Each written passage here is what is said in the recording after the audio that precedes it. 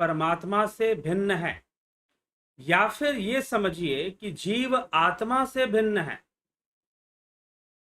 ठीक, जीव परमात्मा से भिन्न है या फिर जीव आत्मा से भिन्न है। तो जीव परमात्मा से भिन्न है, जीव आत्मा से भिन्न है। कैसे भिन्न है भाई? तो अब दो प्रकार की बातें हैं। एक बात हमेशा ध्यान रखिएगा कि यह उपनिषद का विषय है।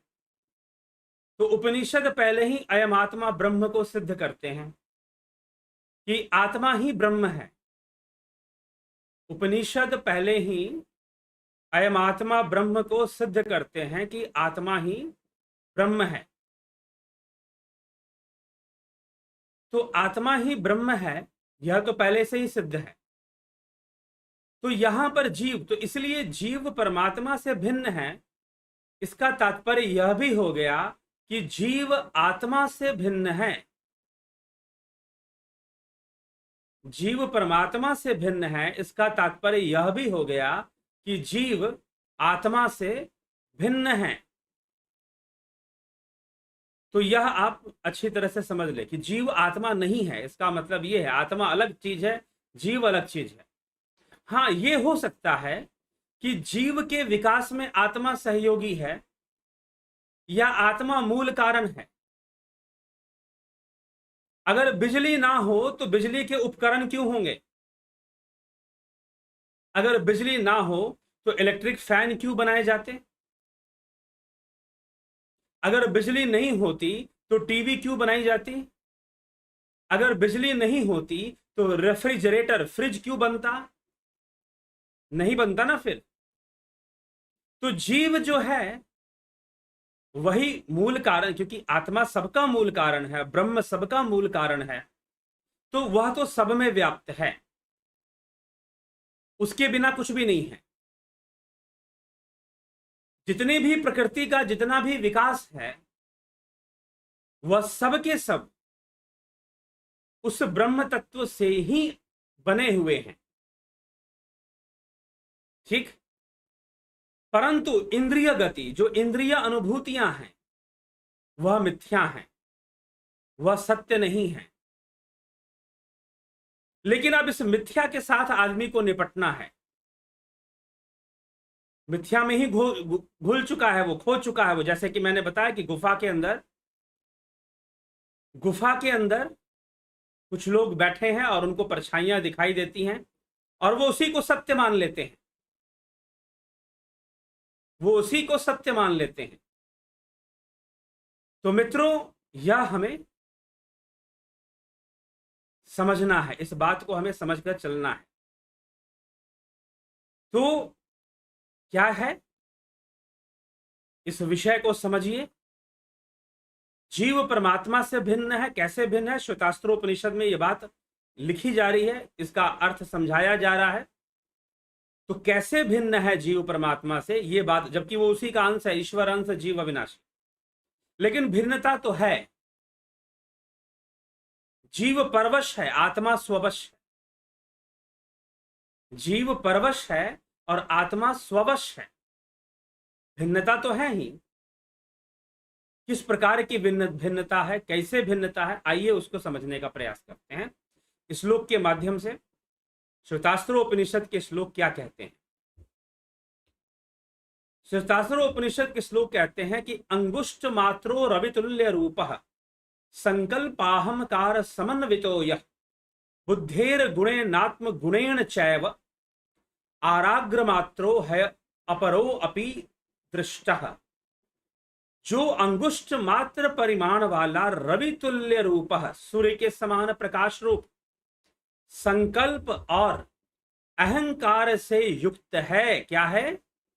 संकल्प और अहंकार से युक्त है। वह जीव कैसा है? अंगुष्ठ मात्र परिमाण वाला, नंबर 1 बताया गया। सूर्य रूप है, तेजस रूप है, क्योंकि वो तेजस लोक का वासी है। वह जीव तेजस लोक का वासी है।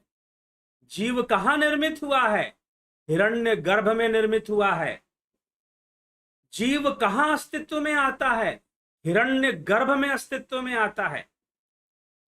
ब्रह्मा के लोक में अस्तित्व में आता है, और जीव तेजस है, सूर्य के समान प्रकाशवान है वह, और संकल्प और अहंकार युक्त है। क्या युक्त है? संकल्प और अहंकार युक्त। क्या बात कही जा रही? इंपॉर्टेंट। जो महत्वपूर्ण बात है वह कि संकल्प और अहंकार युक्त है। संकल्प अहंकार समन्वित, संकल्प अहंकार समन्वित, जिसके अंदर समाया हुआ है, संकल्प और अहंकार से परिपूर्ण है। बुद्धे गुणेन आत्मगुणेन एव आराग्र मात्र, अर्थात बुद्धि के गुण के कारण और अपने गुण के कारण ही सूजे की नोक के जैसी सूक्ष्म वाला है। यह सूक्ष्म आकार वाला कहिए या अति सूक्ष्म है ये भी, लेकिन यह अपरह है, परह अर्थात अपर है। यह अपर है, ऐसा अपर जीव भी निसंदेह ज्ञानियों ने देखा है। इस तत्व को भी ज्ञानियों ने देखा है, जिसे जीव कहते हैं। ठीक। तो जीव जो है अहंकार और संकल्प से युक्त, बुद्धि से युक्त, गुणों से युक्त, अनेकानेक गुणों को करने वाला, अनेकानेक कर्म संस्कारों को धारण करने वाला, ठीक है, अनेकानेक गुणों को करने वाला, अनेकानेक कर्म संस्कारों को धारण करने वाला यह जीव है। तो यह जो जीव है यह इस प्रकार का है। और फिर क्या कहा जा रहा है? यह अपर है। श्लोक फिर से देखते हैं। यह अपर है, यह अति सूक्ष्म होने वाला, अंगुष्ठ मात्र परिमाण वाला, ऐसा अपर परमात्मा से भिन्न यह जीव निसंदेह दृष्ट है। ज्ञानियों के द्वारा जाना जाता है कि ऐसी एक सत्ता है, जीव की सत्ता। तो जीव क्या है? ब्रह्म क्या है? आत्मा क्या है? समझिए इसको।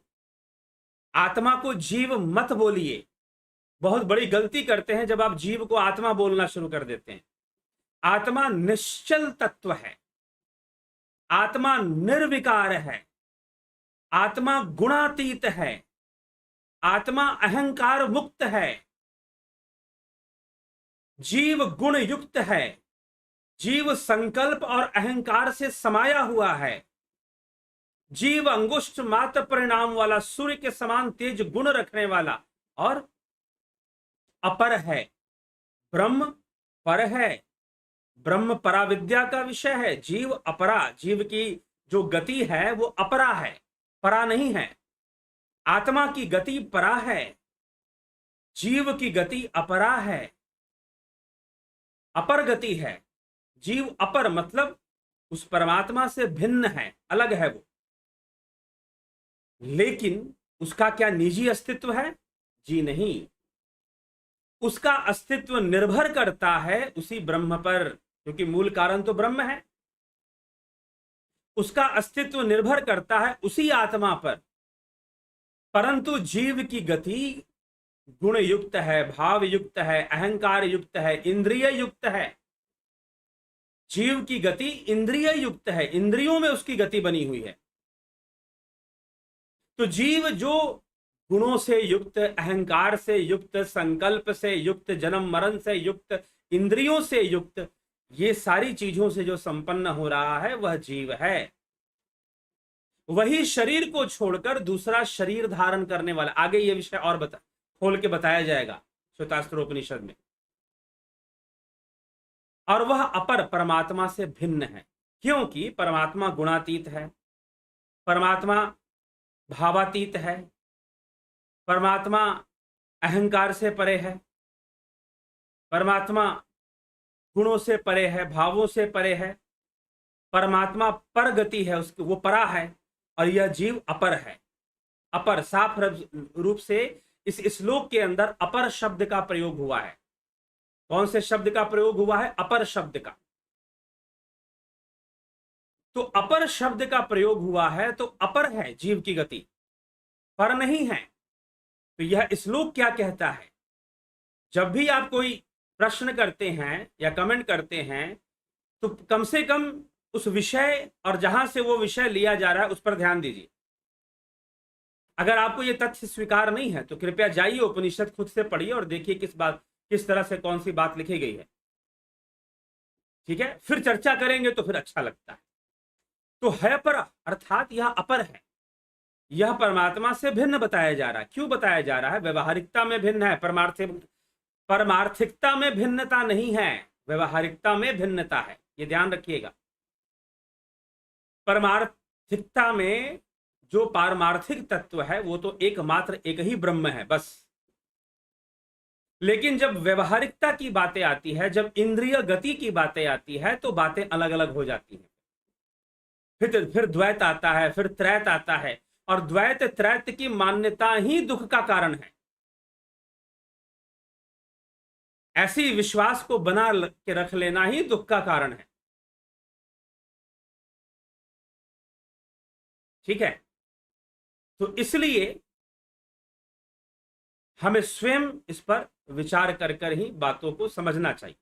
तो जो जीव है वह क्या है, यही इस श्लोक में बताया जा रहा है। तो मुख्य इसमें विषय है अपर शब्द, अपर। पीछे भी हमने पराविद्या, अपराविद्या, अपर ब्रह्म, पर ब्रह्म की चर्चा कर ली। तो यह जो वैश्वानर जगत है इसी को अपर ब्रह्म भी कहा गया है। ठीक है, तो जीव अपर ब्रह्म की गति में आएगा, अपर ब्रह्म के कैटेगरी में आ जाएगा फिर, क्योंकि यह नहीं माना जा सकता कि ब्रह्म तो सर्वोपरि है और सब जगह है, सब कुछ ब्रह्म से ही बना है, सब कुछ ब्रह्म से ही विकसित हुआ है। तो इसीलिए आप ब्रह्म को तो अलग नहीं कर सकते, परंतु ब्रह्म की शुद्ध अवस्था नहीं मानी जा सकती जीव में। तो जीव इन सब चीजों से संपन्न रहने वाला, गुणों से, इंद्रियों से, संकल्पों से, कामनाओं से, अहंकार से। और दो चीजें एक और बात बताएगी, अंगुष्ठ मात्र परिमाण वाला और सूर्य रूप तेज।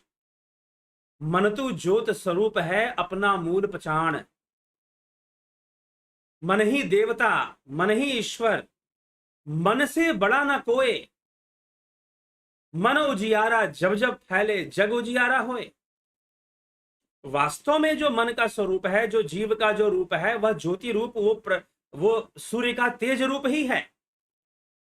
इसीलिए हम जब अंतर्मुखी साधना भी करते हैं तो जीव की ही अभिव्यक्ति प्रकाश रूप में होती है। जो कहते हो ना कि भ्रिकुटी में दिख रहा है प्रकाश, कुछ लोग कहेंगे ये तो साक्षात ब्रह्म दिख रहा है। नहीं भैया, वो जीव ही है, क्योंकि वह भी तो अभिव्यक्ति है। क्योंकि ब्रह्म तो भावातीत है ना, वो भावनाएं थोड़ी ना प्रकट करेगा, वो तो आपको भावातीत अवस्था में ले जाएगा। आप जितना ब्रह्म के नजदीक पहुंचोगे उतना भावातीत अवस्था में जाओगे, उतना गुणातीत अवस्था में जाओगे, गुणों के परे जाओगे। ठीक, उतना शांत हो जाओगे, उतना निष्विचार हो जाओगे। विचार शून्यता की अवस्था उतनी अधिक स्थापित होगी जितना तुम ब्रह्म के नजदीक पहुंचोगे।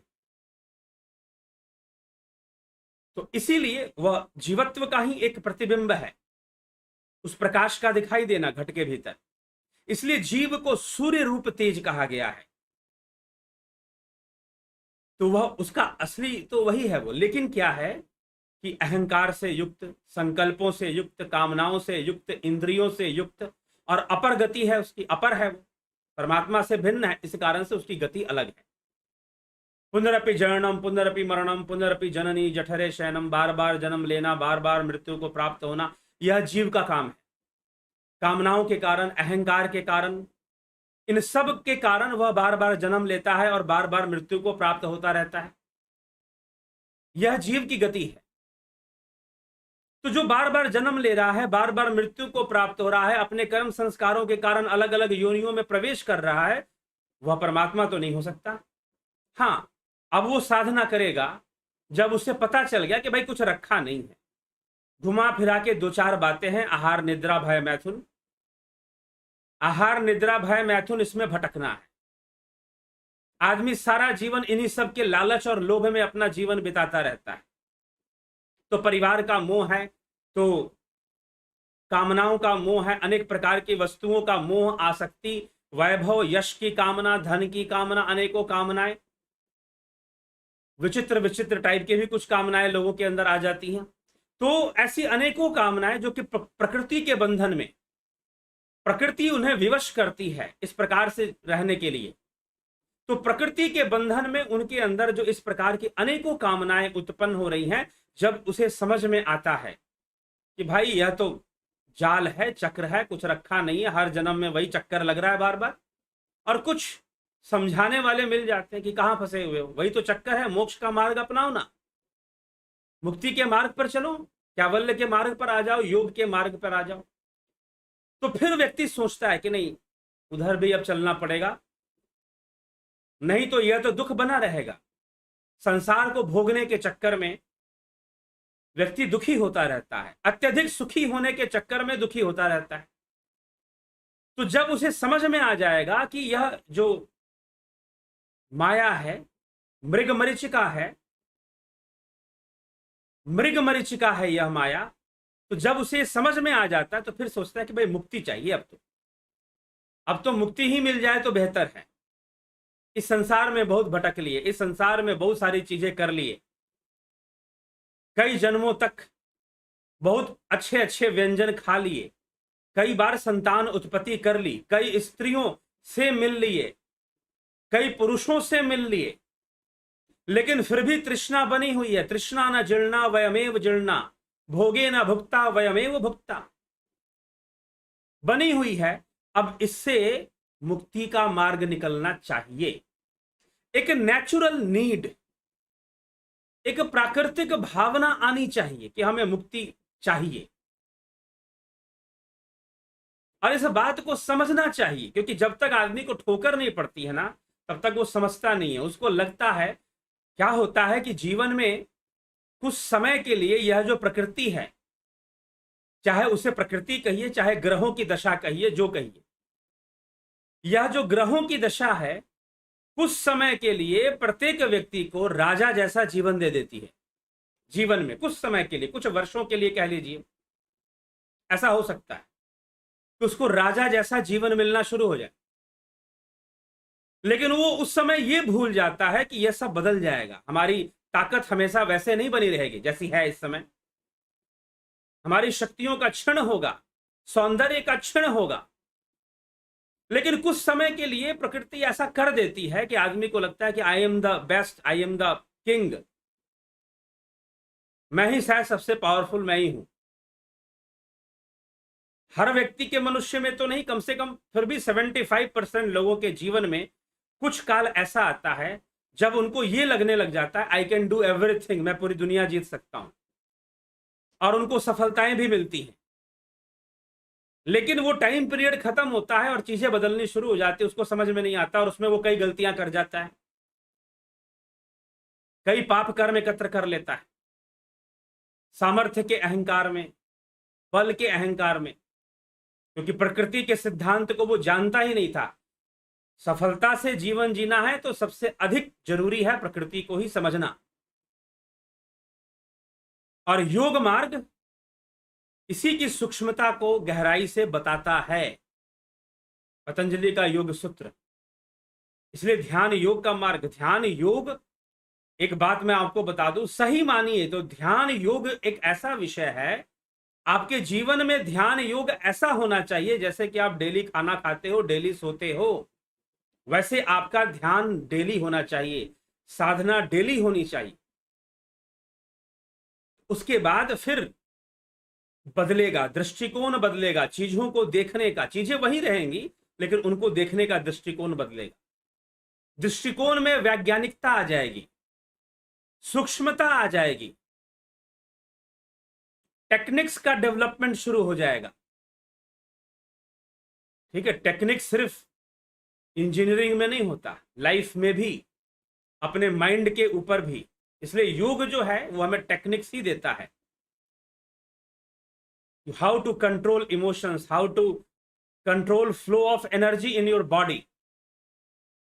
शरीर के अंदर अनेक प्रकार की ऊर्जाएं अनेक तरीके से विकसित होती हैं, उनका प्रवाह होता है, कैसे उसको चैनलाइज करना है, जबरदस्ती का उसको रोकना नहीं है, चैनलाइज करना है उसको। How to channelise it? Person to person कई चीजें अलग भी हो जाती हैं, तो समझने की चीज है। तो जीव क्या है, जीव की गति क्या है, ये उपनिषद यहां पर समझा रहे हैं। उपनिषदों का यह श्लोक यहां बता रहा है कि जीव अंगुष्ठ मात्र। अंगुष्ठ मात्र का क्या अर्थ है? कि जीव के बिना यह शरीर बेकार है। जैसे कि देखो, ये 5 अंगुलियां हैं, ये 4 अंगुलियां कितना काम करती हैं आपको पता है ना?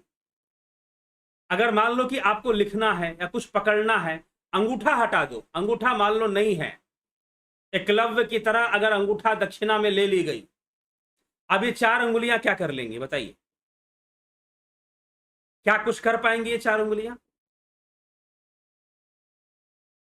नहीं कर पाएंगे ना। तो अंगुष्ठ मात्र, अगर ये नहीं है तो बेचारी ये बेचारी हो जाएंगी, फिर कुछ काम के नहीं रह जाएंगे। अगर ये है तो लिखोगे, खाओगे, अगर हाथ से खाना खाते हैं उसमें भी अंगूठा सहायक है। मुट्ठी बनाओगे अच्छे से, मजबूत मुट्ठी बनाता है ये अंगूठा। तो बिना इस अंगूठे के ये चारों बेचारी ज्यादा काम करके देने वाले नहीं, आपको हर काम में मुश्किल पैदा कर देंगे।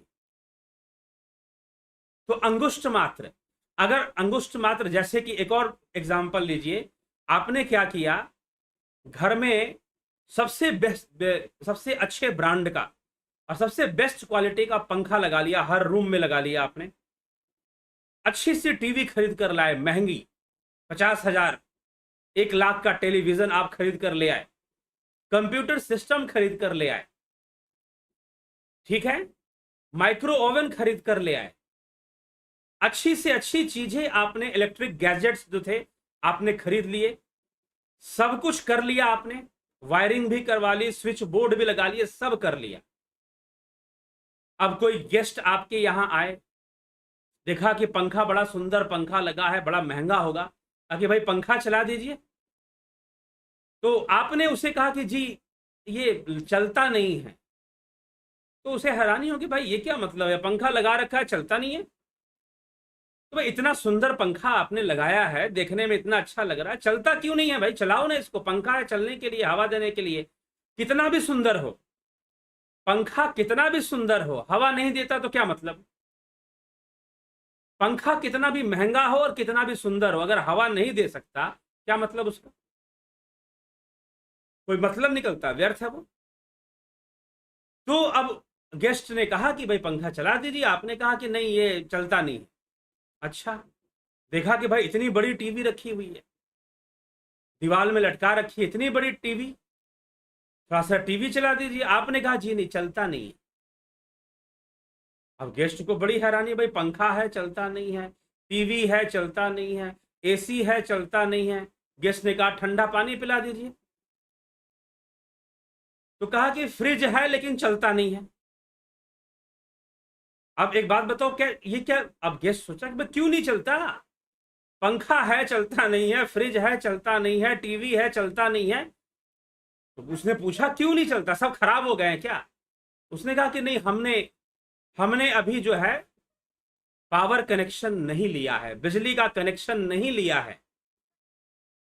अब गेस्ट ने कहा कि तेरा भला हो, भैया बिजली का कनेक्शन तो घर बनाते समय ही कई लोग ले लेते हैं, क्योंकि घर बनाते समय भी बिजली की कई आवश्यकताएं पड़ जाती हैं, और आपने अभी तक कनेक्शन ही नहीं लिया और ये सब लगा लिया, पंखा खरीद लिया, टीवी खरीद लिया, फ्रिज खरीद लिया, सारा खर्चा कर दिया लाखों रुपए का, और थोड़े से खर्चे का बिजली का कनेक्शन लेना था, वो क्यों नहीं लिया भाई? तो बिना बिजली के कनेक्शन के सब व्यर्थ है।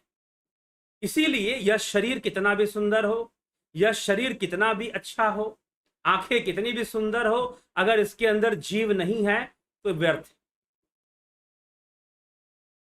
फिर यह मृत है। फिर अगर जीव छोड़ के चला जाए तो मृत हो गया, शरीर मृत्यु को प्राप्त कर गया। इसीलिए अंगुष्ठ मात्र है, इसीलिए अंगुष्ठ मात्र है, सूर्य के समान तेज वाला है, संकल्प और अहंकार से युक्त है, बुद्धि से युक्त है, गुणों से युक्त है, गुणों के वशीभूत है, युक्त नहीं गुणों के वश में है, प्रकृति के 3 गुणों के वश में है, परवश है जीव। कुल मिलाकर कहा जाए तो परवश है, इसीलिए उसकी गति अपर है। उसकी गति भी फिर अपर है, परागति नहीं है, इसकी अपर गति है, इसलिए उसे अपर कहा जा रहा है। जीव को क्या कहा जा रहा है? अपर। ऐसा अपर परमात्मा से भिन्न भी निसंदेह ज्ञानियों के द्वारा जाना गया है। ज्ञानियों ने उस जीव को जाना है, देखा है। ठीक है, तो जीव की गति को यहां पर समझाया जा रहा है, जीव की अवस्था को यहां पर स्पष्ट किया जा रहा है कि जीव क्या है। ठीक, तो ये चीज है। अब जीव की मुक्ति होती है। अब क्या होता है? जीव की फिर क्या होती है? जीव की मृत्यु नहीं होती। ईश्वर अंश जीव अविनाशी, और जीव का जीवन भी नष्ट नहीं होता। हाँ, शरीर के साथ उसका एक चैप्टर क्लोज हो जाता है। एक चैप्टर है, चल रहा है अभी, इस शरीर के साथ चल रहा है। एक कहानी चल रही है इस शरीर के साथ।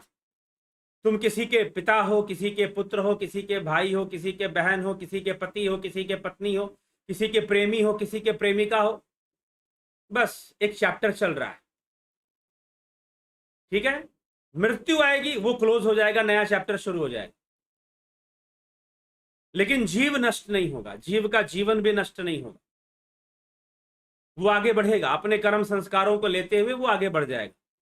और जब तक उसके अंदर तरह तरह के भोगों की इच्छा है वो बनी ही रहेगी, तो वो चलता ही रहेगा, फिर रुकने वाला नहीं।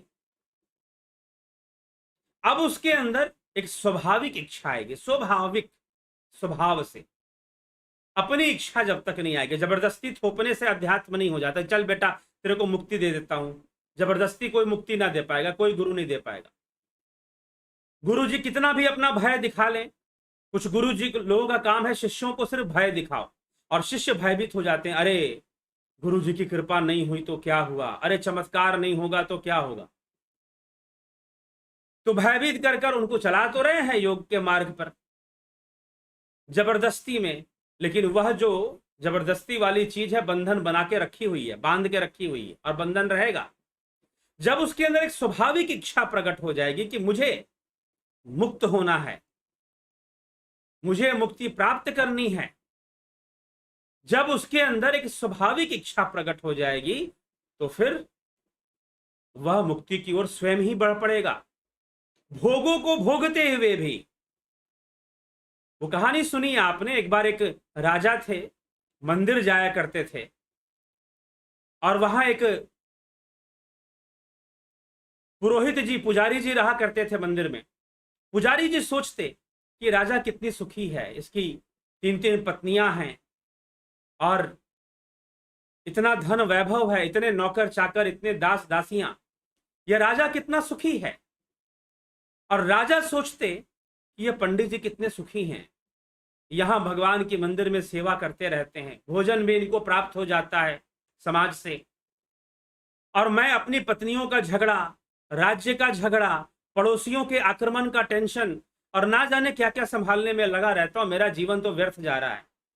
पंडित जी का जीवन ही सार्थक है, इनका जीवन ही सार्थक है, ये प्रभु की भक्ति में लीन है, और मेरा तो समय बेकार जा रहा है सब। राजा ये सोचता। पुजारी सोचते, हे प्रभु मुझे भी अगले जन्म में राजा बना देना, मेरी भी सुंदर सुंदर 3 पत्नियां हो, मेरे भी अनेकों दास दासियां हो, और नौकर चाकर हो। पुजारी बेचारा ये सोचता। अब राजा की मृत्यु हुई, तो कथा है, साक्षात भगवान आए लेने के लिए राजा को कि चल, तूने ईमानदारी से अपने कर्तव्य की पालना की है, इतनी कठिन परिस्थितियों में भी तूने सही निर्णय लिए हैं, अपने जनता की भी सेवा की है, परिवार के लिए भी तूने काम किया है, और फिर मेरे में मन भी लगा कर रखा है, साथ साथ तूने मुझ में भी मन लगा लिया है, तो इसीलिए चल मैं तुझे ले चलता हूं। पुजारी जी की मृत्यु आई तो काले काले यमदूत आए, 10 डंडे भी मारे, कहा कि तूने तो कभी ईश्वर की इच्छा ही नहीं की, मुक्ति की इच्छा ही नहीं की, तूने तो हमेशा कामना ही, माया की ही इच्छा की हमेशा, तो चल तुझे वही मिलेगा, हम तुझे वही ले जाते हैं। ठीक है, तो स्वाभाविक इच्छा, मुक्ति की एक स्वाभाविक इच्छा। हाँ, चीजों को समझना चाहिए, माया के स्वरूप को जानना चाहिए, लेकिन भक्ति और योग कोई थोपने वाली चीज नहीं है। एक स्वाभाविक इच्छा हमारे अंदर आनी ही चाहिए, और वो तभी आएगा जब हम जीवन के सत्य को देखेंगे, ध्यान से देखेंगे कि देखो बुद्ध ने क्या किया। बुद्ध ने साधना बाद में करवाई, पहले लोगों को दिखाया कि देखो संसार दुखालय है, संसार दुखमय है। यही कपिल मुनि करते थे, यही पतंजलि उपदेश कर रहे हैं कि देखो संसार में हर एक चीज दुख में परिवर्तित होती है, अंततः अंततः दुखों में बदलना शुरू हो जाती है। हर रिश्ता अंत में दुखों का रूप धारण करने लग जाता है। तो अनेकों चीजें, हर आसक्ति, हर भोग, भोगे न भुगता वयमेव भुगता। हम भोगों को नहीं भोगते, भोग हमें भोगना शुरू कर देते हैं। इसीलिए भोग करना सीखना जरूरी होता है। योग तो सीखते हो, हर कोई समझाने में लगा है भक्ति करो, जीवन ईश्वर को समर्पित कर दो, ठीक ना, ब्रह्मचर्य का पालन करो। हर कोई बड़ी बड़ी बातें कहना बड़ा आसान होता है ना। It is easier to say principles than to follow it. Practical पे बातें कुछ और हो रही होती हैं, ग्राउंड लेवल पर कुछ और ही चल रहा होता है। लेकिन बड़ी बड़ी बातें सुनने में, कहने में, चर्चा करने में बहुत इजीली हो जाता है, बहुत आसानी से कर देते हैं हम, ठीक है। लेकिन अंदर की गहराई में कामनाओं के वेग उठते रहते हैं, अनेकों प्रकार के द्वंद्व चलते रहते हैं। यह प्रकृति है, मत भूलना, यह प्रकृति है, यह द्वैतमयी है। यह पाप को भी जगह देती है, पुण्य को भी जगह देती है। यह बुराइयों को भी जगह देती है, अच्छाइयों को भी जगह देती है। लेकिन तुम मान के बैठे हो सिर्फ अच्छाई ही रहे, वो भी ऊपर ऊपर से, दिखावे में, मेकअप में। अंदर से तुम भी बुरे होते हो, अंदर से भी तुमको भी बुरी चीजें पसंद आती हैं, बुराई पसंद आती है। कहीं ना कहीं, कहीं ना कहीं तुम छुपकर बुराई को देखना चाहते हो, कहीं ना कहीं तुम छुपकर बुरे बनना चाहते हो, गलत बनना चाहते हो। लेकिन ऊपर से तुम चाहते हो कि दुनिया मुझे महात्मा समझती रहे, मुझे बुरा ना कोई मान ले गलती से। प्रकृति का खेल है ये। सुनने में बड़ा अजीब सा लगेगा, लेकिन सच्चाई यही है। पाप को शरण कौन देता है? प्रकृति देती है। पाप को बनाए रखने वाली प्रकृति है, पाप को बनाए रखने वाली प्रकृति है। तुम कितना भी पुण्य कर लो, पाप पैदा करना उसका काम है, वो कर देगी। लेकिन वह एक संतुलन बनाती है। इसलिए मैं कहता हूं जीवन में सुख का आधार संतुलन है। तुम भी अपने भीतर संतुलन को ले आओ, संतुलन को स्थापित करना सीखो। Art of balancing, art of balancing सीखिए। तो बहुत सारी चीजें हैं संसार के अंदर, इस माया में, जीव के साथ। और जीव इन जब छोटी छोटी बातों को जब जान लेता है, समझ लेता है कि ये माया है, ये माया का चक्कर है, ये काल चक्र है, ये इसमें हमें घुमाता रहता है, परेशान करता रहता है, लालच देता रहता है, ये माया हमें लोभ देती रहती है, हमें फंसाती रहती है। अब इससे निकलना है, निकलना है तो पहले वो जबरदस्ती ताकत लगाएगा, फिर पलट के, फिर कई बार गिरेगा ना, एक बार नहीं गिरेगा। छुरस से धारा है भैया, छुरी की धार के बराबर तो ये मार्ग है। कई बार गिरेगा और गिर गिर कर समझेगा how to walk, how to tread on the path of adhyatma, कैसे चलना है, सीखेगा। गिर गिर कर ही सीखेगा, ऐसे थोड़ी ना अचानक से सीख जाएगा।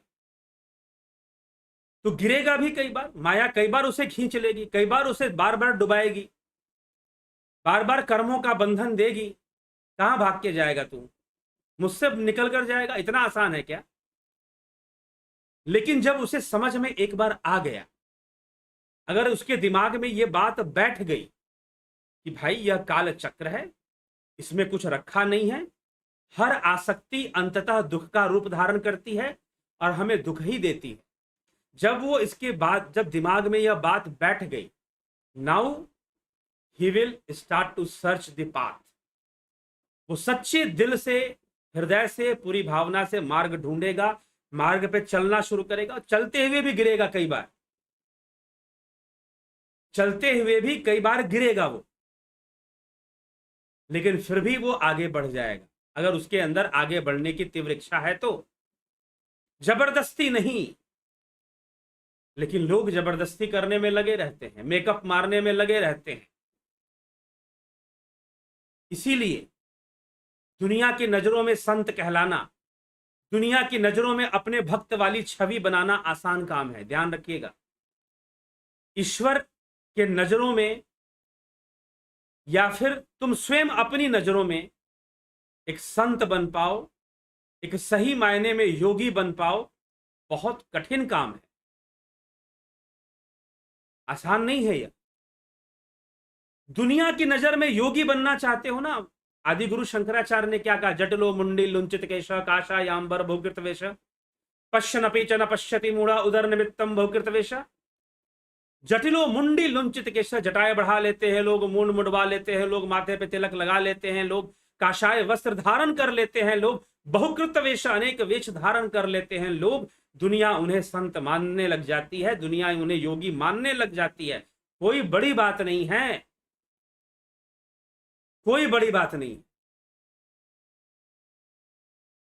लेकिन तुम जानते हो कि तुम कौन हो, तुम योगी हो या नहीं हो, ठीक है? इसलिए योग के साथ कोई बेईमानी नहीं हो सकती, यह ध्यान रखिएगा। अगर आप योग के साथ बेईमानी करेंगे तो आप अपने आप से बेईमानी करेंगे। जो व्यक्ति योगी नहीं है और योगी होने का प्रदर्शन करने में लगा हुआ है, तो वो किसी को धोखा नहीं दे रहा, सिर्फ अपने आप को धोखा दे रहा। ये ध्यान रखिएगा। और योगी होने के लिए क्या करना पड़ता है भाई? घर छोड़ना पड़ता है क्या? नारी मुई घर संपत्ति नासी, मूंड मुड़ाए भय सन्यासी। क्या श्री कृष्ण, क्या गीता पढ़ते हो, समझ में नहीं आता। क्या श्री कृष्ण समझाने में लगे हुए हैं अर्जुन को? सन्यास क्या है, योग क्या है? अनाश्रिता कर्म फलम कार्यम कर्म करोति यह स सन्यासी च योगी। अगर ऐसा होता तो योग एक समझ है, एक अंडरस्टैंडिंग है। वो समझ पहले विकसित होनी चाहिए, वो अंडरस्टैंडिंग पहले डेवलप होनी चाहिए। अगर वो डेवलप नहीं होगा, अंडरस्टैंडिंग, वो समझ विकसित नहीं होगी योग की, तो बाहर से कुछ भी कर लो, ठीक है, जटाएं बढ़ा लो या घर छोड़ दो या जटाएं या सिर के बाल मुंडवा लो, ठीक ना, डांसिंग मॉन्क बन जाओ, डांसिंग मॉन्क। कितना भी डांस कर लो योगी नहीं बन पाओगे, कितना भी नाच लो योगी नहीं बन पाओगे। तो कुछ भी कर लो, योगी होना एक अलग विषय है। It is understanding. यह एक समझ पैदा होती है जो जबरदस्ती भी पैदा नहीं होती, वो जीवन के अनुभव से ही पैदा होती है। जीवन के मीठे कड़वे अनुभव, जीवन के मीठे कड़वे अनुभव जो हैं, उसी से वो समझ पैदा होती है। और जब समझ में आ जाता है प्रकृति का चाल, इस माया का चक्र जब समझ में आ जाता है, तो फिर इच्छा पैदा होती है, स्वाभाविक इच्छा कि इससे बाहर निकलो। हमारे साथ छल हो रहा है, माया हमें फंसा रही है बार बार, इससे बाहर निकलने की एक स्वाभाविक इच्छा, जबरदस्ती वाली इच्छा नहीं। गुरु जी ने जबरदस्ती कह दिया है तो इसलिए नहीं, एक स्वाभाविक इच्छा जब पैदा हो जाती है तो फिर आदमी सही रास्ता ढूंढता है और उस रास्ते पर चल पड़ता है। अजामिल का कल्याण हुआ, क्यों कल्याण हुआ? क्यों अजामिल का कल्याण हुआ? क्यों गणिका का कल्याण हो गया? सोच सकते हो। क्यों दत्तात्रेय जी ने एक वैश्या को भी अपना गुरु मान लिया? बहुत सारी बातें हैं, समझ में नहीं आएंगी, ठीक है। अजामिल तो गलत संगत में पड़ गया था, वैश्यावृत्ति में पड़ गया था, लेकिन ध्यान रखिए एक बात, यहीं पर समझने वाली बात है। तो लोग क्या कहेंगे, सीधा एक बात कह दी जाती है, कूप मंडूक कुएं मंडूक, और जो है कुएं के मंडूक हम बनने के लिए तैयार रहते हैं हमेशा, कि कुएं के मेंढक बन जाते हैं, तो इसलिए हम स्वीकार कर लेते हैं। कहानियां सुना दिया, नारायण नारायण अंत में किया इसलिए उसकी मुक्ति हो गई जी। अरे तो फिर क्या, इतना पतंजलि को इतना मेहनत करने की क्या आवश्यकता थी भाई? इतना योग विज्ञान लिखने की, इतने बड़े बड़े ग्रंथ रचने की क्या जरूरत थी फिर? अगर मात्र नारायण नारायण कहने से ही मुक्ति हो जाती है तो क्या भगवान कृष्ण को ये लिखने की क्या जरूरत है, यम यम वापि स्मरण भावम ते स्तंते कलेवरम तम तमे वेति कौनते सदा तद्भाव भाविता। भगवान कृष्ण को ये कहने की आवश्यकता क्या थी? अभ्यास कर अभ्यास कर, अभ्यासी बनाने की जरूरत क्या थी? अगर मात्र अंत समय में नारायण नारायण कर देने से मोक्ष हो जाए तो? जी नहीं, नारायण मुंह से निकलना महत्व नहीं है, भावना का महत्व है, भावना का महत्व है। अजामिल एक योगी था, अजामिल एक योगी था और साधारण योगी नहीं था। अजामिल एक योगी था, उसे पूरी समझ थी कि माया क्या है, योग क्या है, मोक्ष क्या है, आत्मा क्या है, जीव क्या है। उसको इन बातों की पूरी समझ थी अजामिल को। इसीलिए बाहर से तो दिखाई दे रहा था कि अजामिल वैश्याओं के चक्कर में पड़ गया है, बाहर से दिखाई दे रहा था, लेकिन अंदर अंदर अजामिल को समझ था कि प्रकृति मेरे ऊपर काम कर रही है, मुझे इस वैश्यावृत्ति में लगा रही है। फर्क होता है। इसीलिए मैंने कहा ना कि जब अंडरस्टैंडिंग डेवलप हो जाती है, चीजों को देखने का तरीका बदल जाता है। भोग करते हुए भी योगी योग में लगा होता है, ठीक है।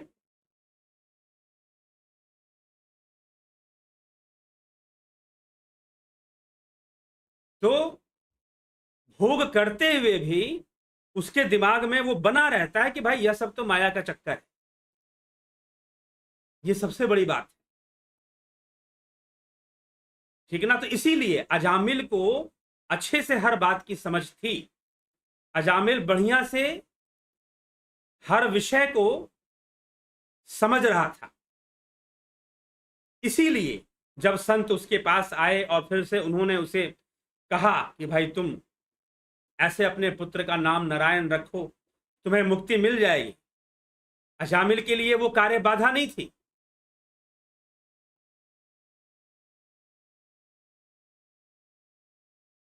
ठीक, तो इसीलिए हमें विचार कर प्राकृतिक रूप से जो अंडरस्टैंडिंग डेवलप होती है वो बहुत जरूरी है। अगर वो नहीं होगा, अगर हम नहीं समझेंगे, तो इसीलिए सर्वप्रथम ध्यान योग को हम अपने जीवन का अंग बना लें।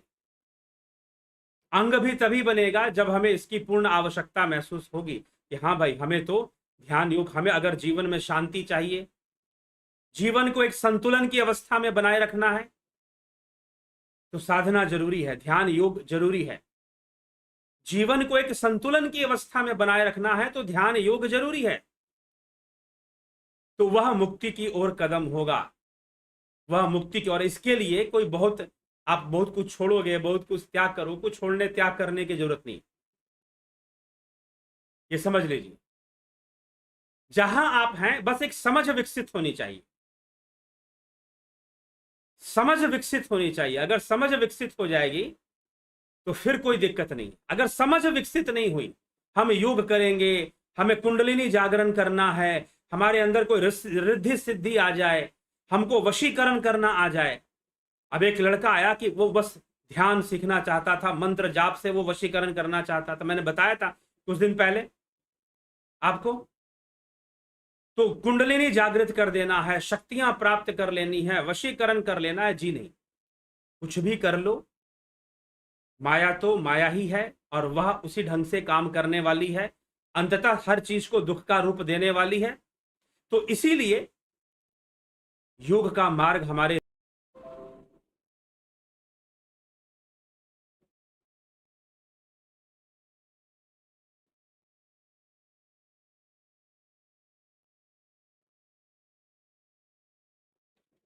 तो ये तथ्य जो है हमें अब इस पर हम विचार करते हैं। थोड़ा सा बीच बीच में डिस्कनेक्शन आ जा रहा है, डिस्कनेक्ट हो रहा है, इसी कारण से आपको बफरिंग दिखाई दे रहा होगा, डिस्टरबेंस आ रहा होगा, लेकिन इसके लिए आप चिंतित ना हो, चल पड़ रहा है फिर से, तो उससे आप जुड़े रहें, कनेक्शन में रहें, कनेक्टेड रहें, बने रहें, ठीक है। चलिए, तो अब बात आती है मोक्ष की। मोक्ष की बात आती है तो मोक्ष की अवधारणा को लेकर देखिए कैसे विचार है। मैं कुछ 3 तरह के विचार में आपको आज रखने वाला हूं, जीव की मुक्ति जब हो जाती है, जब उसका मोक्ष होता है, तो एक विचारधारा क्या कहती है कि वो ब्रह्म लीन होगा, उसका लय होगा। कैसे लय होगा? जैसे नदी जो है समुंदर में जाके मिल जाती है और समुंदर हो जाती है। एक विचारधारा है कि नदी समुंदर में जाके मिल जाती है और उसका लय समुंदर में हो गया, वो समुंदर हो गई जी। एक ये विचारधारा। दूसरी विचारधारा क्या कहती है? जी नहीं, जीव कभी ब्रह्म बन ही नहीं सकता, नेवर, कभी नहीं। जीव हमेशा जीव रहेगा। मैं कहूं कि अगर मैं आपको बताऊं, दुनिया की सबसे दुखी करने वाली विचारधारा मुझे ये लगती है कि जीव हमेशा जीव रहेगा। फिर मत करो ना कोई प्रयास, क्यों कर रहे हो? प्रयास कर रहे, जब जीव को जीव ही बने रहना है। उसे जीव क्या है? अहंकार युक्त है, संकल्प युक्त है, गुण युक्त है। साफ साफ उपनिषद के अंदर लिखा जा रहा है, यह शास्त्रवाणी है। अगर जीव है तो संकल्प युक्त होगा, अहंकार युक्त होगा, गुण युक्त रहेगा ही रहेगा, नहीं रहने का प्रश्न ही नहीं है। तो अगर जीव ही बने रहना है तो छोड़ो, भक्ति योग करने की जरूरत ही क्या है?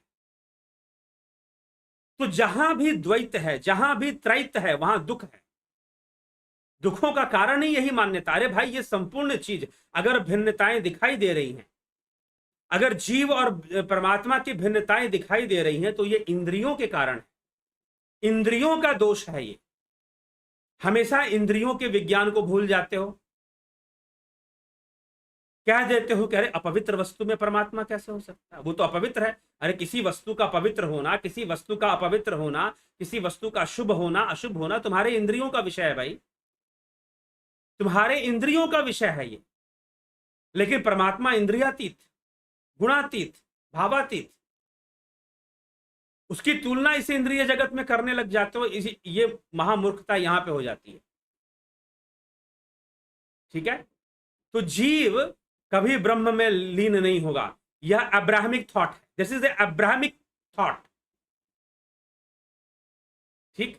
तो एक और, चलो मैं एक और बात आपको बताता हूं। एक विचारधारा, दो विचारधाराओं की मैंने बात कर दी, एक विचारधारा और है इसमें, जो कि अष्टावक्र महागीता की।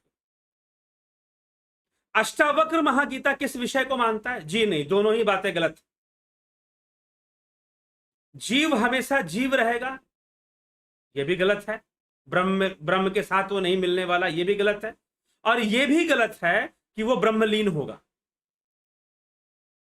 यह भी गलत है कि वो ब्रह्मलीन होगा, उसका लय ब्रह्म में होगा, यह भी गलत है। और सही पूछो तो सही विचारधारा यही है, भाई साहब लय की कोई आवश्यकता ही नहीं है, लीन होने की कोई आवश्यकता है ही नहीं।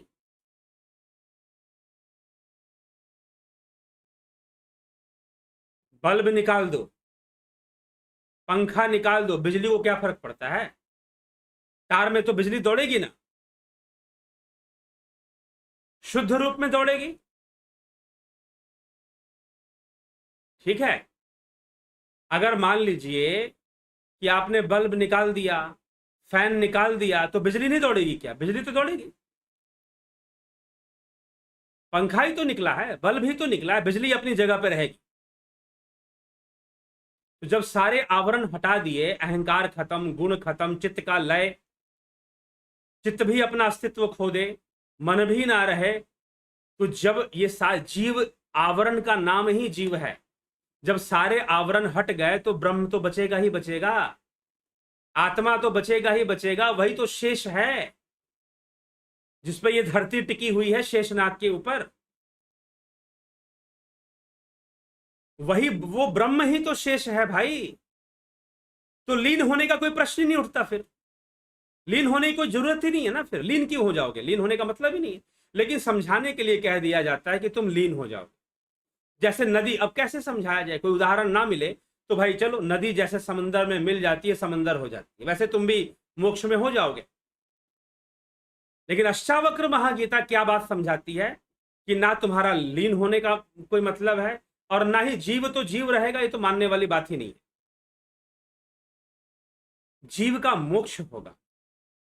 अब लोग बोलेंगे नहीं नहीं, जीव सनातन तत्व है, जीव को सनातन लिखा गया है। बिल्कुल सही बात है, जीव सनातन ही है, जीव सनातन ही है, 100% जीव सनातन है भाई।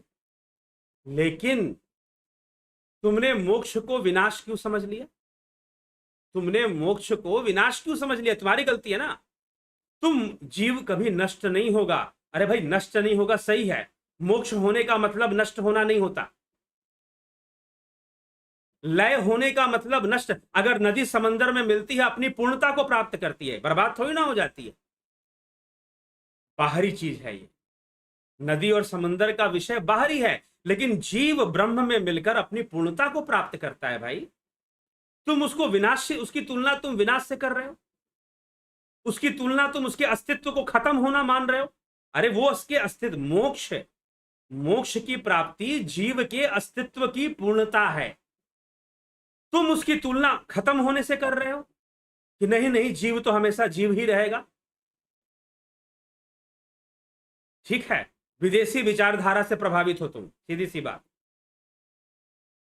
तो जो मान्यता है अद्वैत की, जो राजा जनक, अष्टावक्र महागीता, मैंने कहा था एक बार, एक श्रृंखला मैंने आपको बताई थी, जनक की शिष्य परंपरा की श्रृंखला, गुरु शिष्य परंपरा, जनक, सुखदेव मुनि, गौड़पाद, गोविंदपाद आदि गुरु शंकराचार्य इस श्रृंखला में आते हैं, इसीलिए बातें वैसी हैं। इसलिए राजा जनक कहते हैं लीन होना भी गलत चीज है, लीन होने का कोई मतलब ही नहीं निकलता, क्योंकि तुम हो आत्मा, तुम हो ब्रह्म। जब तुम ब्रह्म हो तो लीन कहां होने जाओगे भाई? तुम खुद ही ब्रह्म हो। अहम ब्रह्मास्मि की धारणा है अष्टावक्र महागीता में। तो जब तुम स्वयं ब्रह्म हो तो तुम्हारे लीन होने का कोई मतलब नहीं, बस तुम अपने शुद्ध स्वरूप में पहुंच जाओगे। यही महर्षि पतंजलि कहते हैं तदद्रष्टु स्वरूपे अवस्थानाम। तुम अपने शुद्ध स्वरूप में, in your real self, that is atma, that is Brahman, you will reside in your real self, that's all. यही मोक्ष है। कहीं कोई लय नहीं होना है और कहीं कोई जीव और जीवत्व वाली कोई बात नहीं। अपने वास्तविक स्वरूप में पहुंच जाओगे, वही ब्रह्म है, वो सर्वव्यापी है।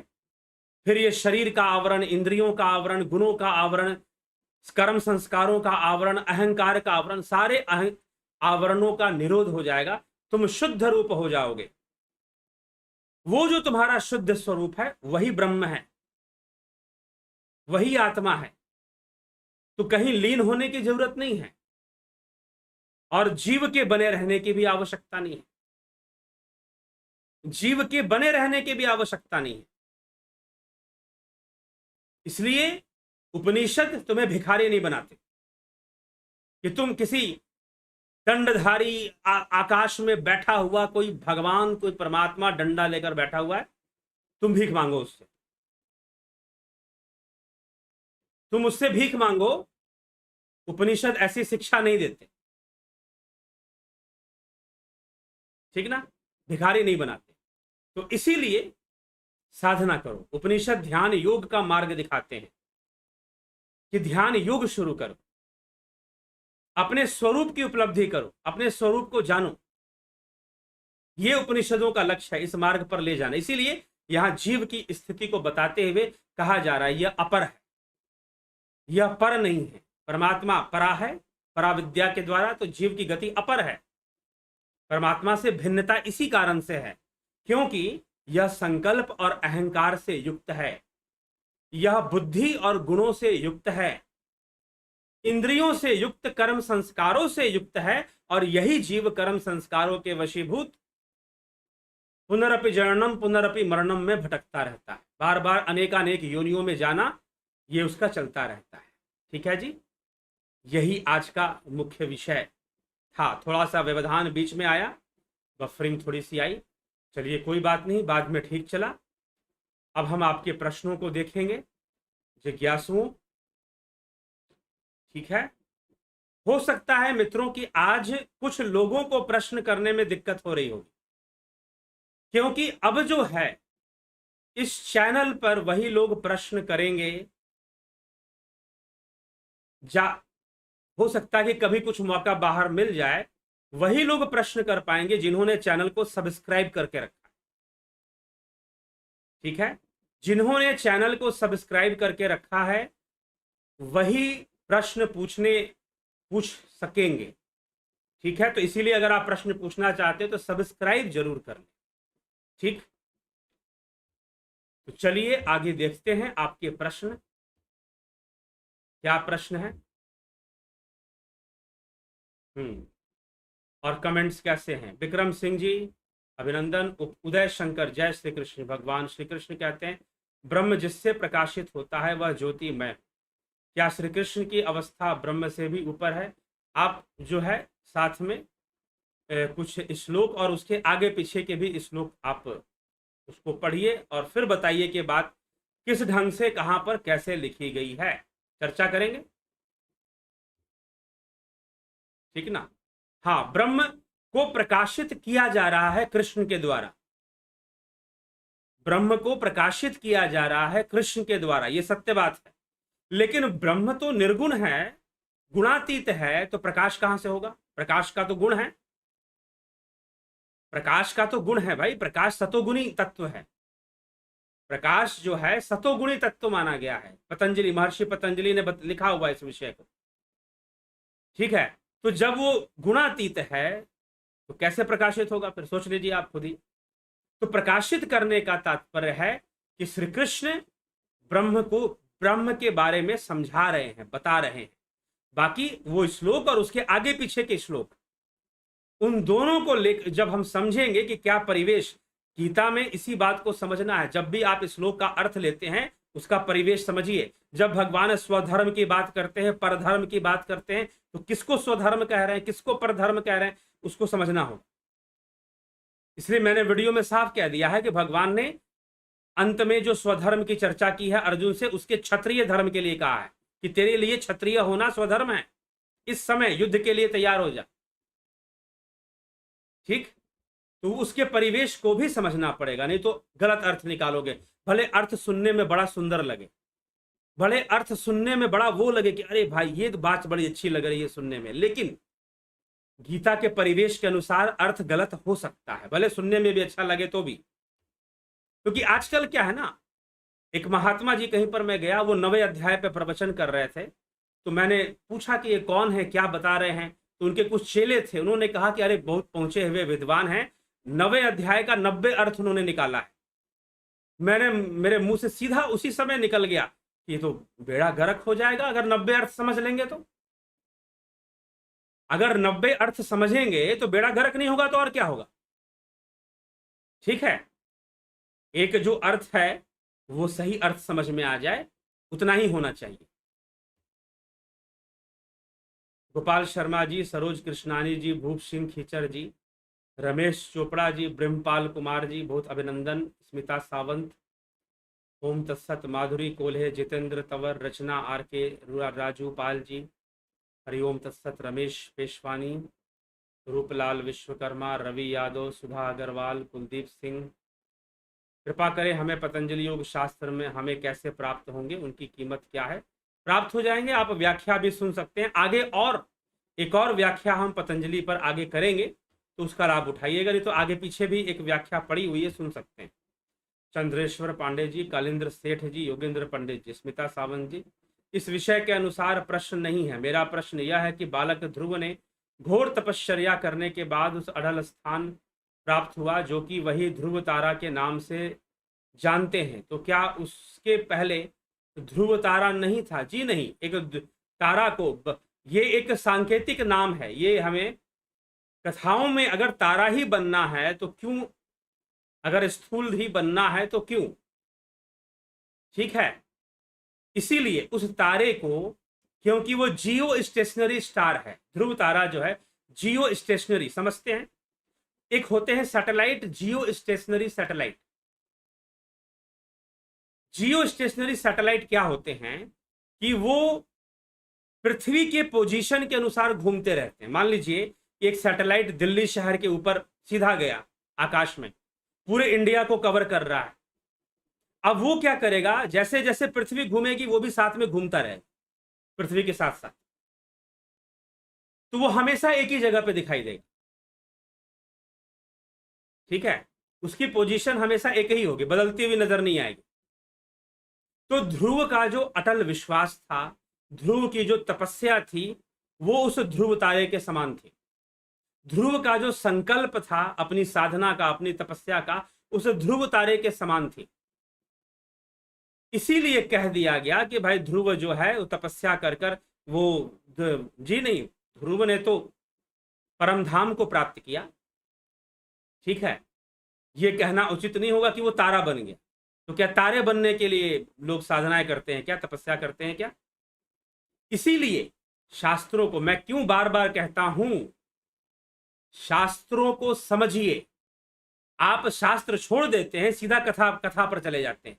अच्छा ये घटना हुई थी, अच्छा पांडव ने ये किया था, अच्छा द्रौपदी ने ये किया, अच्छा वेद व्यास ने नियोजन किया, अच्छा शांतनु ने ये वरदान दे दिया था। कुछ समझ में नहीं आने वाला, कुछ भी पल्ले नहीं पड़ने वाला। ध्यान रखिएगा, उल्टा भ्रम और होने वाला है, क्योंकि तुम शास्त्र नहीं पढ़ते, आप सूत्र नहीं पढ़ते, आप सांख्य नहीं पढ़ते, आप योग नहीं पढ़ते, आप न्याय नहीं पढ़ते, आप मीमांसा नहीं पढ़ते, आप वेदांत नहीं पढ़ते। आप पढ़ोगे कहानी, आप पढ़ोगे लीला, और फिर उसी को जीवन का सूत्र मानना शुरू करोगे, तो फिर गड़बड़ तो होना है, गड़बड़ तो फिर होना ही होना है। तो इसीलिए शास्त्र पढ़ ले, क्योंकि जब साहित्य रचना होती है, शास्त्र साहित्यिक रचनाएं नहीं है, ठीक ना, शास्त्र टेक्स्ट हैं, शास्त्र सूत्र हैं। तो इसीलिए हमें उनके माध्यम से ही आगे बढ़ना चाहिए। उनको हम समझ लेंगे ना, तो ये कथाएं भी अच्छे से समझ में आएंगे, ये कथाएं भी अच्छे से समझ में आएंगी। ध्रुव ने परम धाम को प्राप्त किया, ध्रुव की तपस्या ध्रुव तारे के समान उसकी तुलना की जाती है, उपमा दी गई है, उपमा, ठीक ना, उपमा दी गई है।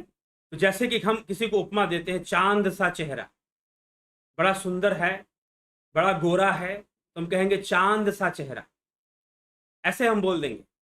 तो ये उपमा देने का तरीका है, तो वह एक उपमा मात्र है, ध्रुव तारा से ध्रुव भक्त ध्रुव की तुलना करना। ऐसा क्या फायदा फिर मतलब उनकी तपस्या का फायदा ही क्यों, अगर तारा ही बनना है तो वो परम धाम को प्राप्त हुए, परम धाम को। राम निवास मीना, जय श्री कृष्ण गुरु जी, बलदाऊ नाथ योगी, विश्व यात्री, जगत नारायण, पिंटू वासवा, कन्हई कुमार, सोमनाथ शिंदे जी, जलाराम रायका जी, एस के मिन्हास जी, दर्शन पटेल जी, गोवर्धन भाई पोलरा जी, पंकज मिश्रा जी, पंकज रघुवंशी जी, सतीश कुमार, विनोद कुमार शर्मा, गोवर्धन भाई पोलरा जी। स्वामी जी, वासना कैसे दूर करें? योग करो भाई, समझो, माया को समझो, वासना को भी समझो, कैसे काम करता है मन, बुद्धि कैसे काम करती है, विचारों का प्रवाह कैसे होता है, इस समझना तो पड़ेगा ना। यही योग साहित्य है, यही योग सूत्र है। अमृतपाल प्रिय गुरुवार, अगर कण कण में परमात्मा है तो परमात्मा की पूजा क्यों? जब हमारी देह के कण कण में भगवान है तो फिर पूजा क्यों? पूजा किसकी? भगवान भगवान की पूजा कैसे करे? भगवान भगवान की पूजा नहीं करता, जीव भगवान की पूजा करता। सुनिए, ठीक है, मैं कह दूं कि हवा में पानी है तो हैंडपंप की क्या जरूरत? अगर कह दूं कि हवा में पानी है तो बात गलत हो जाएगी क्या? जी नहीं, वैज्ञानिक प्रूफ करके दिखा देंगे हवा में पानी है, बिल्कुल है, 100% है, 100% है। लेकिन अब हैंडपंप लगाओगे पानी पीने के लिए, फिल्टर लगाओगे, कनेक्शन लोगे, टंकी बिठाओगे, आजकल बड़ी बड़ी ऊंची ऊंची बिल्डिंगों में अब कहाँ उतना पाइपलाइन आदमी खींचेगा, मशीनें आ गई हैं जो हवा को पानी में कन्वर्ट कर देती हैं। ऐसी मशीनें आ गई हैं जो वायु से, एयर से पानी बना देती हैं, क्योंकि हवा में पानी होता है, बस उसको निकालना ही तो है ना। तो एयर से पानी बनाने वाली मशीनें आ चुकी है, बड़े बड़े ऑफिसों में, कार्यालयों में, कॉर्पोरेट ऑफिस में लगती हैं ऐसी मशीनें। समझ रहे हैं बात? आप परवश हैं क्योंकि आप जीव हैं, भगवान हैं आप, लेकिन आप जानते नहीं कि आप भगवान। ऐसा बोल देने से, ऐसा पढ़ लेने से तो नहीं हो जाएगा ना, साधना करनी पड़ेगी। क्यों यहां पर इतने दिनों से ध्यान योग साधना की चर्चा क्यों होती है? तो सारी बातें बिना साधना किए जानना चाहते हो, समस्या यहां पर। इसलिए परमात्मा की पूजा नहीं होती। कई बार बोल चुके हैं अमृतपाल जी, अगर सुनते हैं ध्यान से तो कई बार बोल चुके हैं, परमात्मा की पूजा नहीं होती, पूजा देवताओं की होती। परमात्मा के लिए ध्यान होगा, ध्यान। पूजा देवों की होगी, भगवान की होगी, लेकिन ध्यान होगा। अगर परमात्मा को जानना है तो ध्यान योग करना पड़ेगा ब्रह्म तक पहुंचने के लिए। और ब्रह्म तो सर्वव्यापी है ही। भगवान भगवान की पूजा करे, भगवान भगवान की कहां पूजा करता है, भक्त भगवान की करता है। ठीक है, तो इसीलिए यह तथ्य समझना है। तो हवा में पानी तो चारों तरफ है, लेकिन पानी मिलता नहीं है। तो ध्यान योग करने से ही उस ब्रह्म तक हमारी पहुंच बन सकती है। दूसरा कोई तरीका नहीं है, दूसरा कोई विधि नहीं है। ठीक है, ये समझ लीजिए। ये हमें करने की जरूरत है क्योंकि हम इंद्रिय वश हैं, हम इंद्रिय वश हैं। ठीक है, अब तो विज्ञान तो ये कहता है मानव मस्तिष्क के अंदर असीम शक्तियां हैं। तो क्या असीम शक्तियां आपने प्राप्त कर ली? आप अपने आप को जरा देखो, आप खाना डालते हो, भोजन जो है पेट में जाता है, आंतों में जाता है, कुछ करते हो क्या? सब कुछ अपने आप होता है। दुनिया की छोड़ दो, तुम अपने बारे में कितना जानते हो, और अपने बारे में आत्मा मन बुद्धि को छोड़ दो, बहुत सूक्ष्म चीजें हैं। अपने शरीर को देखो, शरीर के बारे में कितना जानते हो। तुम्हारे शरीर के अंदर एक अंग है हार्ट, हमेशा धड़कता रहता, बीट करता रहता है। तुम्हें इसका भान रहता है क्या? अगर भान रहेगा तो कोई काम कर पाओगे? लेकिन वो मशीन अंदर ही अंदर काम करता रहता है, और तुम यहां दुनिया जीतने का प्लान बनाते हो कि लखपति बन जाऊं, करोड़पति बन जाऊं, उसको कंट्रोल में कर लूं, सबको कंट्रोल में कर लूं। अरे भैया, तुम्हारे अंदर जो तुम्हारा हार्ट है, तुम्हारी आंतें हैं, वही तुम्हारे कंट्रोल में नहीं है। जाकर ध्यान से देखो, झांको अपने भीतर। ठीक है, और रही बात भगवान, तो बहुत दूर की चीज हो गई, परमात्मा तो बहुत दूर की चीज हो गई। फिर तुम हो क्या वास्तविकता में? ठीक, तो भगवान तो सर्वव्यापी, ब्रह्म तो सर्वव्यापी है, ब्रह्म तो परमात्मा तो सर्वव्यापी ही है। तुम भी वही हो, लेकिन पूजा उसे करना है जो बंधन में है, जो इंद्रियों के वशीभूत है। और पूजा क्या चीज है अभी ये भी समझ में नहीं आया। समस्या तो ये है, कितनी बार बता चुके हैं, पूजा नरक से मुक्ति का मार्ग है, पुण्य का मार्ग है पूजा। और मोक्ष का मार्ग तो आत्मज्ञान है, ध्यान योग है। इदम तीर्थमदम तीर्थ भ्रमंती तामसा जना, आत्म तीर्थम न जानंती कथम मोक्षम वराणे। शिव, माता पार्वती से कहते हैं भगवान शिव, बहुत सारे तीर्थों की यात्रा करने वाले वो तामसी लोग आत्म तीर्थ को नहीं जानते। और जो आत्म तीर्थ को नहीं जानते, हे पार्वती, उनके लिए मोक्ष कहां है? कथम मोक्षम वराणे, उनके लिए कहीं मोक्ष नहीं होता, क्योंकि वो आत्म तीर्थ को नहीं जानते। तो आत्म तीर्थ को जानना पड़ेगा ना, ध्यान योग करना पड़ेगा। भगवान सर्वव्यापी है, पानी भी सर्वव्यापी है, हवा में भी पानी है, लेकिन पी लो। पी सकते हो क्या? हवा से पानी पीकर दिखाओ, नहीं पी सकते। वैसे वो ब्रह्म भी सर्वव्यापी है, पहुंचना पड़ेगा ना, अपनी सूक्ष्मता को वहां तक ले जाना पड़ेगा, अपनी एकाग्रता को वहां तक पहुंचाना पड़ेगा। इसीलिए ध्यान योग का मार्ग बताया जा रहा है। क्यों पतंजलि शास्त्र रचना कर रहे हैं, अष्टांग योग का विज्ञान बता रहे हैं। ठीक, चलिए, अच्छी बात है, प्रश्न अच्छा है आपका अमृतपाल सिंह। चलिए, विमला शाह जी, ओम तत्सत। गंभीर शाह, सुरेश माने, गुरु जी प्रणाम। जीव का काल से क्या संबंध है? काल के वशीभूत है। काल का अधि मध्य अंत गति के बारे में प्रकाश डालिए। काल के वशीभूत जीव है। ठीक है, काल के वशीभूत उसके गुणों में परिवर्तन आते रहते हैं। कभी सतोगुण के वशीभूत है, कभी रजोगुण के वशीभूत है, कभी तमोगुण के वशीभूत है। कभी सतोगुण बढ़ गया तो रजोगुण घट गया, तो रजोगुण बढ़ा तो तमोगुण घटा, तो कोई घटा कोई बढ़ा, और उसके अनेकानेक कर्म होते जाते हैं और परिवर्तन आते जाते हैं, परिवर्तन आते जाते हैं इंद्रिय जगत में, क्योंकि इन सबका अस्तित्व इंद्रियों के अंदर है। जहां इंद्रियों का निरोध हो गया वहां कुछ नहीं। ठीक है जी, चलिए। केशव पटेल जी, उषा श्रीवास्तव जी, अलका काले जी, जोंती दत्ता जी, गणेश पवार जी, जय माता की, गोपाल शर्मा जी, बहुत बहुत गहरे इशारे की चर्चा, ठीक है जी। सुंदरलाल वर्मा जी, गुरु जी जीव की अपने गति को विस्तार से समझाने की कृपा करें, हो गया। बहुत अच्छा विश्लेषण, ठीक है। जीव और मन क्या है, अलग अलग हैं क्या? जी नहीं, जीव और मन एक ही है ऐसा भी नहीं है। मन जीव का एक अंग है। अंतःकरण, मन बुद्धि चित्त अहंकार, अंतःकरण चतुष्टय जिसको कहते हैं, तो जीव अंतःकरण का एक अंग है। मन जो है अंतःकरण का एक भाग है, ठीक। आर्य समाज में और आपके विचार में कोई विशेष भेद नहीं है। मैं सनातन धर्म का रेस्पेक्ट करता हूं और करता रहूंगा जी, ठीक। जीवश मंडल सदर, अभिनंदन जी। विशु कुचाड़िया जी, गुरु जी क्या जीव का साक्षात्कार ध्यान की एकाग्रता में होता है और आत्मा में लय होता है, या साक्षात्कार? जीव का साक्षात्कार ध्यान की एकाग्रता में होता है। जीव का साक्षात्कार हाँ ध्यान योग से हो जाता है, बिल्कुल होता है, ठीक है। जीव की अवस्थाओं का साक्षात्कार, सूक्ष्म शरीर का साक्षात्कार हो जाता है ध्यान के द्वारा। और आत्मा में लय होता, आत्मा में, अब फिर वही बात, राजा जनक पर चले जाइए, अष्टावक्र महागीता, लय को नहीं माना गया है।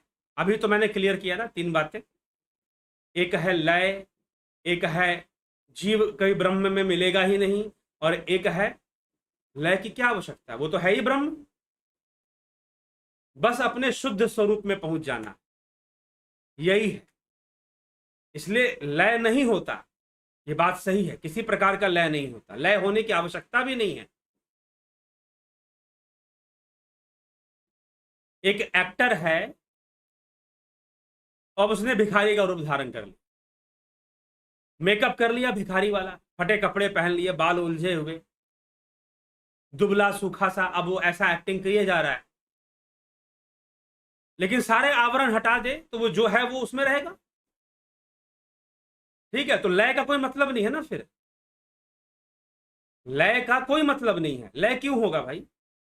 तुम अपने शुद्ध स्वरूप में पहुंच जाओगे, यही मुक्ति है।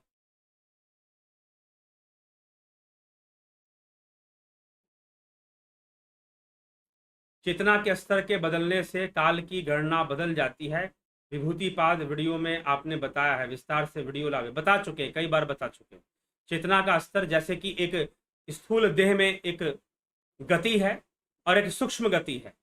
हिरण्य गर्भ में काल की गणना अलग है, यहां अलग है। यही कारण है जब ब्रह्मा जी, जो भागवत महापुराण में कथा आती है कि जब ब्रह्मा जी गोकुल के बच्चों को उठाकर लेकर गए, तो एक दिन के लिए उठाकर लेकर गए, तब भगवान कृष्ण ने देखा कि ये तो ब्रह्मा जी सबको चुरा के ले गए, तो भगवान ने सारे बच्चों का रूप धारण कर लिया। कृष्ण ने अपने योग ऐश्वर्य से, योग ऐश्वर्य मतलब योग सिद्धि, जो अर्जुन से कहते हैं योग ऐश्वर्यम, मैं तुझे योग ऐश्वर्य रूप दिखाऊंगा, तो अपने योग ऐश्वर्य से भगवान ने अनेक रूप धारण कर लिए। उस समय कथा आती है, फिर ब्रह्मा जी एक दिन बाद लेकर आ गए। जब वो एक दिन बाद लेकर आए तो यहां पर 1 वर्ष बीत गया,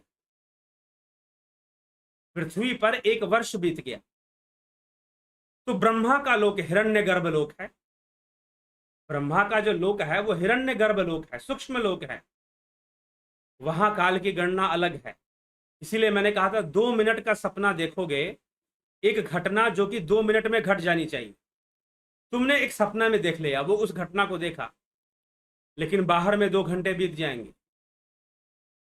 तो स्वप्न की अवस्था में काल की गति कुछ और होती है, और स्थूल जगत में काल की गति कुछ और होती है।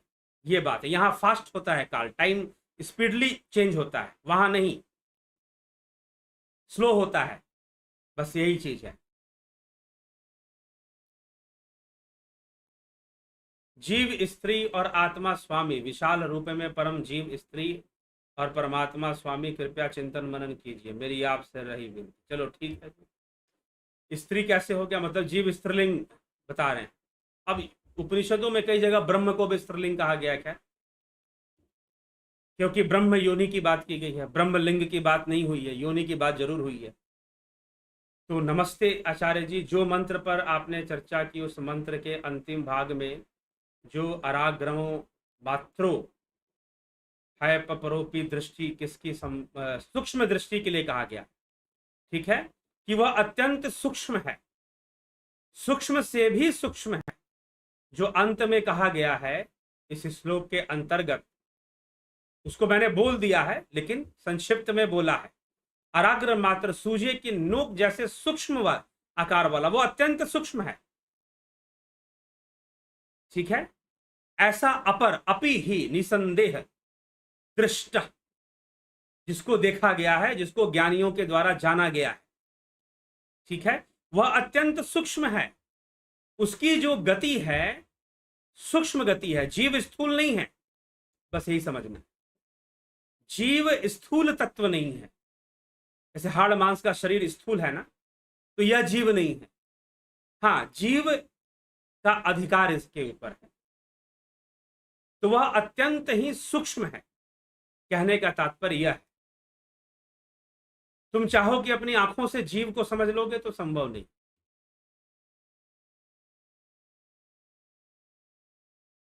दयानंद परमानंद गुरुदेव, आप कितना सत्य बोलते हो, आपकी आवाज देश के कोने कोने में पहुंचनी चाहिए। ठीक है जी, आप लोग प्रयास करें। अगर आपको लगता है कि पहुंचनी चाहिए, मुझे लगता है यह महत्व नहीं रखता, आपको लगता है कि आपको लगता है कि इस ज्ञान की आवश्यकता है, लोगों को जानना चाहिए, तो आप भी कुछ प्रयास कीजिए, जरूर वीडियोस को लोगों तक पहुंचाइए। जय गुरुदेव, मैं बाबा गोपाल दास त्यागी। ठीक है, अमिता पंडा जी अभिनंदन है, गोपाल दास जी आपका। अमिता पंडा जी अभिनंदन। संजय गौतम, हम हिंदुओं के पास 4 वेद 22-12 उपनिषद शास्त्र 6 7 18 पुराण हैं, फिर भी एक देश है, उनके पास एक पुराण 56 देश है। ये कोई मतलब नहीं है, 56 देश होकर भी वो हमारी जैसी अस्तित्व को नहीं रखते हैं। 56 देश हो जाने से क्या हो जाएगा भाई, ठीक है, फिर भी बहुत भारी समस्याएं हैं। अब देखिए एक बात है, ये कितनी बड़ी विडंबना है, कितनी बड़ी विडंबना है कि उनको 56 देश बनाने पाए। एक देश कर लो ना, तुम सब तो एक ही हो ना, सबको मिलाकर एक कंट्री बना लो, एक शासन बना लो, क्यों नहीं बना ले? छोटे छोटे छोटे छोटे छोटे छोटे टुकड़े टुकड़े बना रखे हैं, क्या फायदा? ठीक है, अगर इतनी ही एकता है, इतनी ही ये सब, एक बात ध्यान रखिए संजय गौतम जी, सुनिए, प्रवाह में बहिए मत। एक सियार ने हुआ किया, हुआ हुआ हुआ हुआ, हिंदू सोया हुआ है, हिंदू सोया हुआ है, हुआ हुआ हुआ, क्या है भाई ये सब? अभी वो 33 कोटि देवी देवताओं वाला हुआ हुआ एक मैसेज चला, सबने घुमा दिया। अरे कभी खुद से अनुसंधान किया आपने देवताओं के ऊपर? 33 कोटि नामक कोई चीज होती है क्या? ठीक है, देवताओं की कोई गिनती नहीं होती। देवता एक कॉन्सेप्ट है, उस कॉन्सेप्ट पर, उस कसौटी पर जो खरा उतरेगा वो देवता है, बात खत्म। इसलिए वनस्पति भी देवता है, औषधि भी देवता है, पीपल भी देवता है, नीम भी देवता है, आंवले की भी पूजा होती है अक्षय तृतीया में, और फिर नदियां भी देवी हैं, पहाड़ भी देव हैं। क्यों देवताओं की गिनती करने के पीछे क्यों पड़े हुए? क्या ये शास्त्र सम्मत है गिनती करना? पहला, आप शास्त्र सम्मत देवता ढूंढते हैं, पहले तो ये बात बताइए कि देवताओं की गिनती करना क्या शास्त्र सम्मत है? क्या कहीं लिखा गया है कि देवताओं को गिन के रखो? कितने कॉन्सेप्ट तुम्हारे बिगड़े हुए हैं, सियार की तरह हुआ हुआ। ये हुआ हुआ है संजय गौतम जी, आप जो लिख रहे हैं, हम हिंदुओं के पास 4 वेद 12 उपनिषद 6 शास्त्र 18 पुराण है, फिर भी एक देश है, उनके पास एक पुराण है, 56 देश है, तो भैया महामूर्खता है ना, 56 देश है, 56 को एक कर लो ना फिर। अगर तुम्हारे अंदर एकता है, अगर तुम्हारे अंदर ताकत है, तो एक कर लो, 56 को एक बना लो और दुनिया पे राज करो। क्यों नहीं कर पा रहे? तुम्हारी कमजोरी है कि तुम्हारे 56 देश है, छोटे छोटे छोटे छोटे। दुबई क्या है भैया? दिल्ली के बराबर है, दिल्ली से थोड़ा सा बड़ा होगा। मस्कट क्या है? क्या क्या देश बना रखे हैं तुमने? अगर तुम्हारी विचारधारा में एकता है, एक कुरान होकर भी एकता नहीं, तो संजय गौतम जी, सियार की तरह हुआ हुआ नहीं करना है, किसी भी मैसेज पर विचार करना है, चिंतन करना है। हवा की तरह कोई भी उड़ रहा है तो नहीं उड़ा देना है। अगर तुम्हें लगता है कि 56 देश होना उनकी बड़ाई है, बड़ाई नहीं, बेइज्जती है। तुम्हारे पास एक ग्रंथ है और तुम्हारे मुल्क 56 है, भैया तुम्हारी ये बेइज्जती है। तुम संगठित हो जाओ ना, फिर जब एक विचारधारा के हो तो एक हो जाओ फिर। तो इस तरह की चर्चा ना करें, मैं सीधी आपसे कह रहा हूं। यही सब बातें प्रचलित हैं और युवा विचार नहीं करता है, सियारों की तरह हुआ हुआ करना शुरू कर देता है।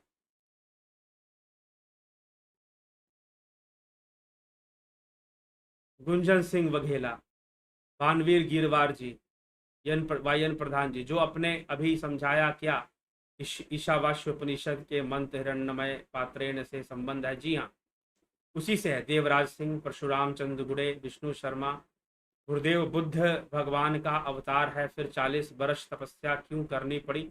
सबको करनी पड़ती है जी, सबको करनी पड़ती है, ठीक है। फिर भी कम करनी पड़ी, 40 वर्ष नहीं 7 वर्ष, गलत बोल रहे हैं आप। 40 वर्ष नहीं 7 वर्ष, ठीक है।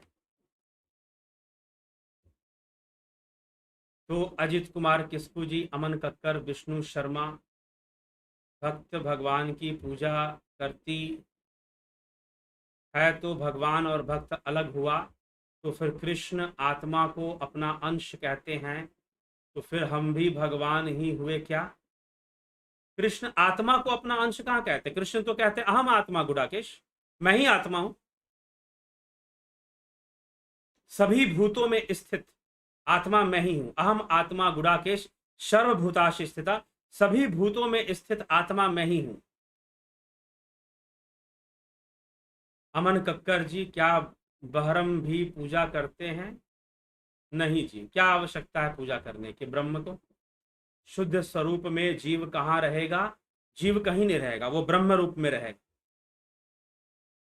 अपने वास्तविक रूप में सर्वव्यापी हो जाएगा वो, ठीक है, सर्वव्यापी।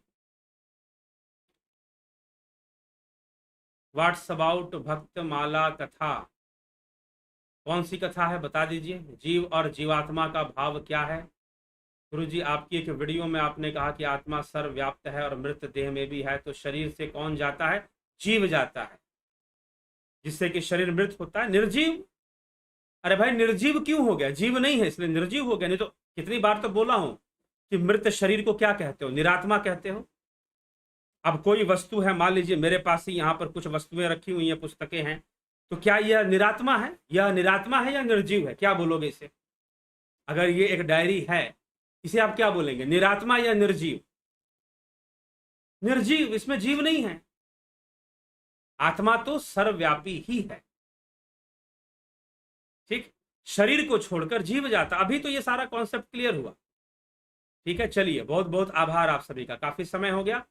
ध्यान योग की क्लास 29 तारीख से शुरू होगी, जन्माष्टमी के दिन 29 तारीख से। जो लोग इसको ज्वाइन करना चाहते हैं ज्वाइन कर सकते हैं, कुछ लोगों ने ज्वाइन किया भी है, तो उनको लिस्ट में ऐड करते रहा जाएगा और फिर 29 तारीख को यह क्लास शुरू हो जाएगी। तो आप इसके लिए प्रयासरत रहें और ज्वाइन कर लाभ उठाएं, ठीक।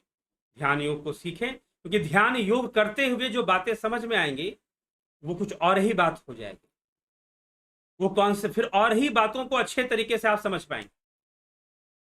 बस इतना ही है।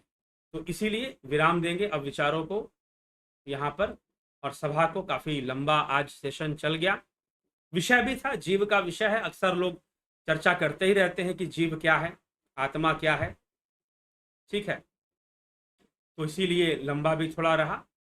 कल हम श्वेतास्त्र उपनिषद के आगे, अभी भी जीव की ही चर्चा है, अभी कई श्लोक हैं जो कि जीव के ऊपर ही चर्चा कर रहे हैं। तो आगे भी आने वाले श्लोकों में जीव पर ही चर्चा होने वाली है। आत्मा परमात्मा की चर्चा ये जरूरी था। और श्वेतास्त्र उपनिषद आखिरी 9वां उपनिषद है मूल उपनिषदों में, इशादी 9 उपनिषदों में, तो ज्यादातर टॉपिक इसमें कवर किए हुए हैं। इस उद्देश्य से ही यह निर्मित है। तो चलिए, इस पर हम चर्चा कर ही रहे हैं, तो आगे की चर्चा भी इसी तरह से बढ़ेगी।